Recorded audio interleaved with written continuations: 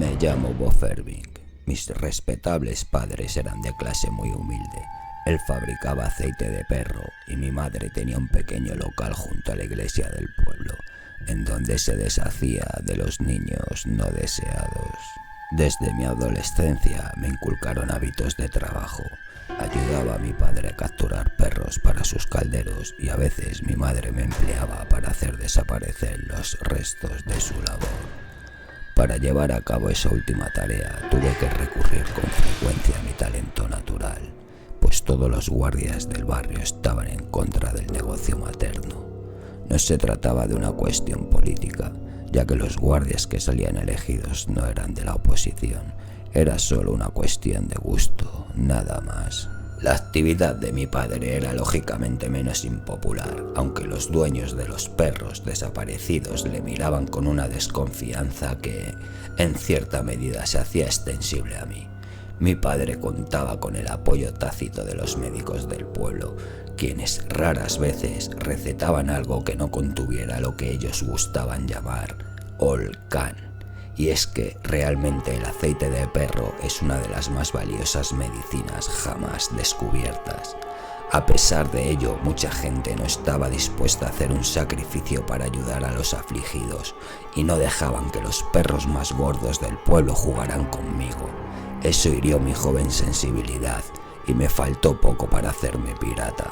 Cuando recuerdo aquellos días, a veces siento que al haber ocasionado indirectamente la muerte de mis padres, tuve la culpa de las desgracias que afectaron tan profundamente mi futuro. Una noche, cuando volvía del local de mi madre de recoger el cuerpo de un huérfano, pasé junto a la fábrica de aceite y vi a un guardia que parecía vigilar atentamente mis movimientos. Me habían enseñado que los guardias, hagan lo que hagan, siempre actúan inspirados por los más abominables motivos, así que para eludirle me escabullí por una puerta lateral del edificio que por casualidad estaba entreabierta. Una vez dentro cerré rápidamente y me quedé a solas con el pequeño cadáver. Mi padre ya se había ido a descansar. La única luz visible era la del fuego que al arder con fuerza bajo uno de los calderos producía unos reflejos rojizos en las paredes. El aceite hervía con lentitud y de vez en cuando un trozo de perro asomaba a la superficie. Me senté a esperar que el guardia se fuera y empecé a acariciar el pelo corto y sedoso del niño cuyo cuerpo desnudo había colocado en mi regazo. Qué hermoso era. A pesar de mi corta edad ya me gustaban apasionadamente los niños, y al contemplar a aquel angelito deseé con todo mi corazón que la pequeña herida roja que había sobre su pecho, obra de mi querida madre, hubiera sido mortal. Mi costumbre era arrojar a los bebés al río que la naturaleza había dispuesto sabiamente para tal fin, pero aquella noche no me atreví a salir de la fábrica por miedo al guardia. Seguro que si lo echo al caldero no pasará nada, me dije. Mi padre nunca distinguirá sus huesos de los de un cachorro y las pocas muertes que pueda ocasionar la administración de un tipo de aceite diferente al incomparable Olcan no pueden ser importantes en una población que crece con tanta rapidez. En resumen, di mi primer paso en el crimen y arrojé al niño al caldero con una tristeza inexpresable. Al día siguiente, y para asombro mío, mi padre nos informó frotándose las manos de satisfacción que había conseguido la mejor calidad de aceite nunca vista y que los médicos a los que había enviado las muestras así lo afirmaban. Añadió que no tenía la menor idea de cómo lo había hecho, pues los perros eran de las razas habituales y habían sido tratados como siempre. Consideré mi deber de dar una explicación y eso fue lo que hice, aunque de haber previsto las consecuencias me habría callado. Mis padres, tras lamentar haber ignorado hasta entonces las ventajas que la fusión de sus respectivos quehaceres suponía, pusieron manos a la obra para reparar tal error. Mi madre trasladó su negocio a una de las salas del edificio de la fábrica y mis obligaciones respecto a ella cesaron. Nunca más volvió a pedirme que me deshiciera de los cuerpos de los niños superfluos, como mi padre había decidido prescindir totalmente de los perros. Tampoco hubo necesidad de causarles más sufrimientos. Eso sí, aún conservaban un lugar honorable en el nombre del aceite. Al encontrarme abocado tan repentinamente a llevar una vida ociosa, me podría haber convertido en un chico perverso y disoluto, pero no fue así. La santa influencia de mi querida madre siguió protegiéndome de las tentaciones que acechan a la juventud. Y además Además, mi padre era diácono de la iglesia. Ay, y pensar que por mi culpa unas personas tan estimables tuvieran un final tan trágico.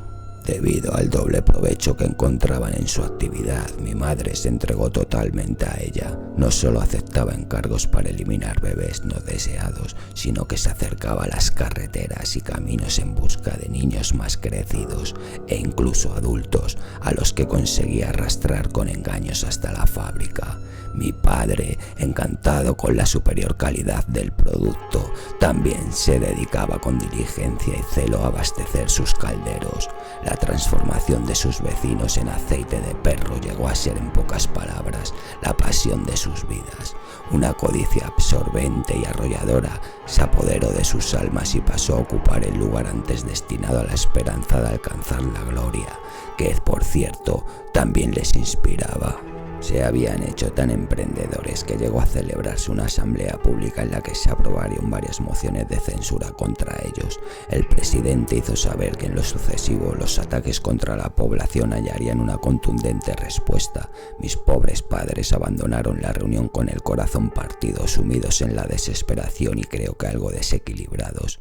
A pesar de ello, creí prudente no acompañarles a la fábrica aquella noche y preferí dormir fuera en el establo. Hacia la medianoche un misterioso impulso me hizo levantarme y espiar a través de una ventana el cuarto en el que junto al horno mi padre dormía.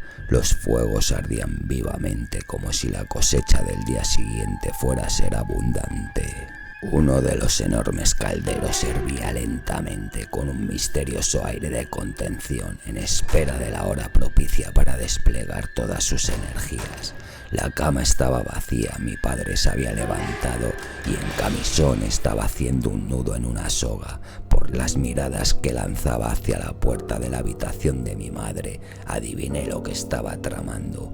Mudo e inmóvil por el terror, no supe qué hacer para evitarlo.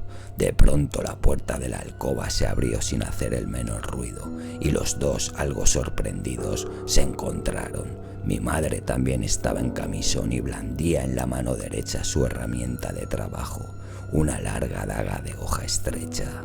Ella, como mi padre, no estaba dispuesta a quedarse sin la única oportunidad que la actitud poco amistosa de los ciudadanos y mi ausencia le dejaban.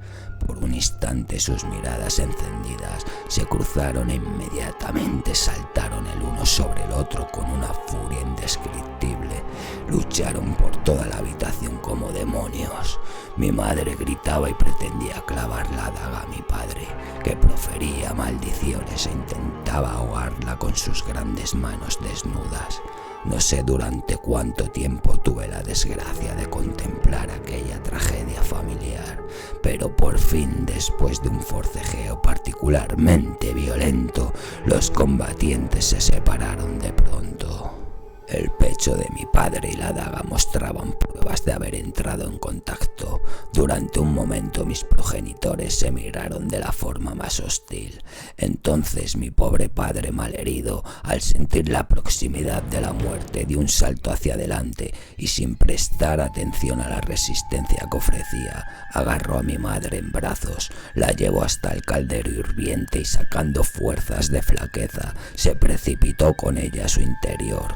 En un solo instante los dos desaparecieron y su aceite se unió al del comité de ciudadanos que habían traído la citación para la asamblea del día anterior. Convencido de que estos desafortunados acontecimientos me cerraban todas las puertas para llevar a cabo una carrera honrada en aquel pueblo, me trasladé a la conocida ciudad de Otunwi, desde donde escribo estos recuerdos con el corazón lleno de remordimiento por aquel acto insensato que dio lugar a un desastre comercial tan espantoso.